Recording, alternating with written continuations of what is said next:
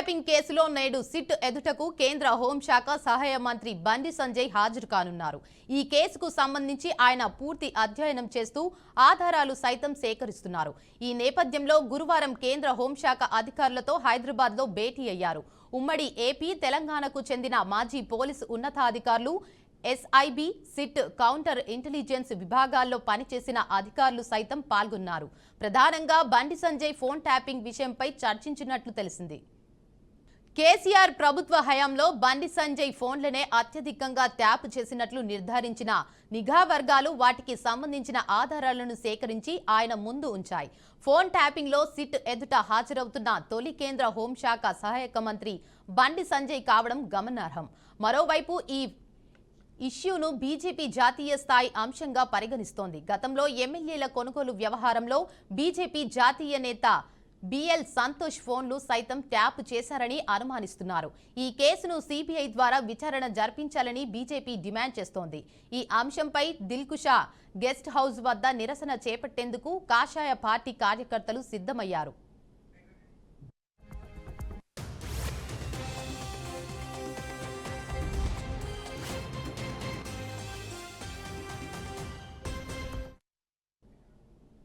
ఇక phone tapping కేసులో గత నెల 24న విచారణకు హాజరు కావాలని బండి సంజయ్కు సిట్ అధికారులు నోటీసులు జారీ చేశారు. పార్లమెంటు సమావేశాలు ఉన్న కారణంగా విచారణకు హాజరు కాలేనని బండి సంజయ్ సిట్కు సమాచారం అందించారు. ఈ క్రమంలో ముందస్తు అనుమతితో నేడు హాజరు కానున్నారు. బండి సంజయ్తో పాటు ఆయన వ్యక్తిగత సిబ్బంది సైతం విచారణకు హాజరు కానున్నారు. వాళ్ల ఫోన్లు సైతం కేసీఆర్ ప్రభుత్వం ట్యాపింగ్ చేసిందని గుర్తించారు.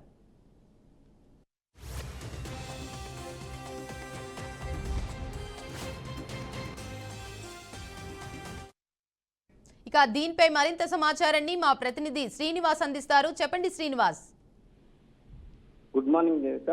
తెలంగాణలోని సంచలనం సృష్టించినటువంటి ఫోన్ ట్యాపింగ్ కేసు, గత ప్రభుత్వం కేసీఆర్ హయాంలో జరిగినటువంటి ఫోన్ ట్యాపింగ్ కేసు, అప్పటి రాష్ట్ర బీజేపీ అధికార ప్రతినిధి, రాష్ట్ర అధ్యక్షులుగా ఉన్న బండి సంజయ్ ఫోన్ కూడా ట్యాప్ కావడం జరిగింది. దాంతో పాటు అప్పట్లో పెద్ద ఎత్తున చర్చ కూడా జరిగినటువంటి పరిస్థితి. ప్రస్తుతానికి కేంద్ర హోంశాఖ సహాయ మంత్రిగా పనిచేస్తున్నటువంటి బండి సంజయ్ ఫోను ట్యాప్ కావడం ఒక బీజేపీ ఒక సంచలనమైనటువంటి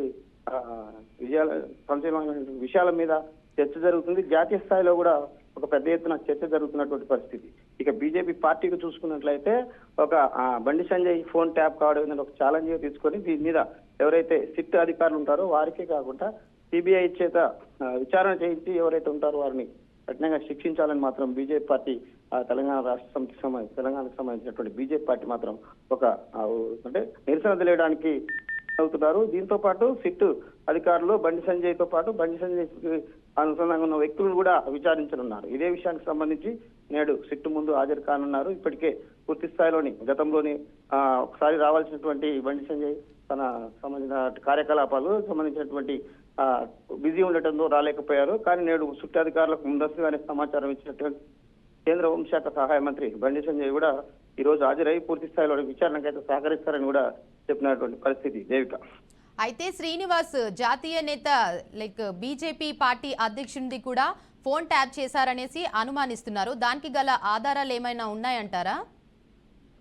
ప్రధానంగా చూసుకున్నట్టయితే ఫోన్ ట్యాపింగ్ సంబంధించి వివిధ రాజకీయ పార్టీలు ప్రధానంగా కీలక పాత్ర పోషిస్తున్నటువంటి వ్యక్తులది అప్పట్లో ఉన్నటువంటి ప్రభుత్వం, కేసీఆర్ ప్రభుత్వం టార్గెట్ గా చేసుకొని ఇంటెలిజెంట్ వ్యవస్థని, అప్పుడు ఉన్నటువంటి పోలీస్ వ్యవస్థని సొంత ప్రయోజనాలకు వాడుకుందనేదే స్పష్టంగా చర్చ జరుగుతుంది రాష్ట్ర వ్యాప్తంగా. అందులో భాగంగా ఉన్నటువంటి బీజేపీ నాయకులకు కూడా ఫోన్ ట్యాపింగ్ అయిందనేది ప్రధానంగా ఆరోపణలు ఉన్నాయి. వాళ్ళకి సంబంధించినటువంటి ఇప్పుడు డేటా కూడా సేకరించి ముందస్తు సిట్ అధికారులు అయితే విచారణ అయితే కొనసాగిస్తున్నారు. గతంలో ఎవరికి కీలక వ్యక్తులు రాజకీయంగా ఆ ప్రాంతాలకు సంబంధించిన వ్యక్తులు ఎవరైతే ఉంటారో వాళ్ళ ఫోన్ ట్యాపింగ్ అయితే ఖచ్చితంగా అయిందనేది కూడా నిర్ధారణ చేస్తున్నారు. Devika. Right, thank you Srinivas.